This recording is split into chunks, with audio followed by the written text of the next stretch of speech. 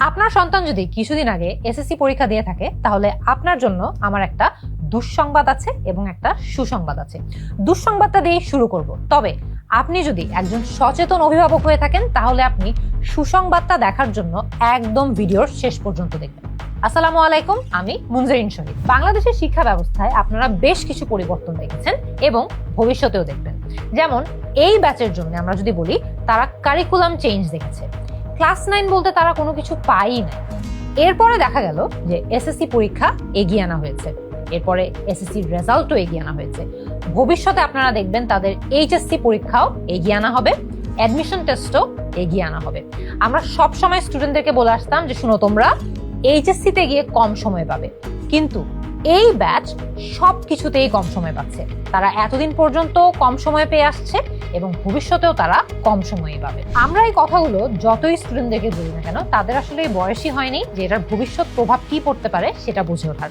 তাই আপনাদেরকে এই কথাগুলো বলছি, এই মেসেজগুলো দিচ্ছি, যাতে আপনারা এই মেসেজগুলো আপনাদের সন্তান পর্যন্ত পৌঁছে দিতে পারেন। আপনি সচেতন হলে অবশ্যই এই কথাগুলো আপনার সন্তানকে জানাবেন। তাহলে আমার প্রশ্ন হলো যে আপনাদের কি করতে হবে। এখন আপনাদেরকে সুসংবাদটা বলি। এখনো কিন্তু খুব বেশি দেরি হয়নি।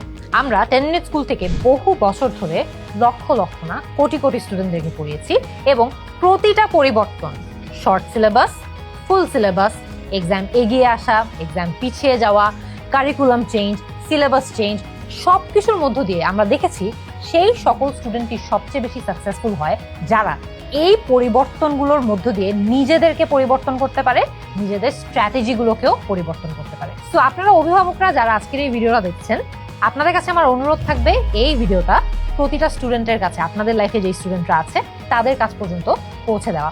কারণ স্টুডেন্টদের হাতে কিন্তু এই যে এত ধরনের পরিবর্তন আসছে, এগুলো কোনো কিছুই তাদের হাতে নেই।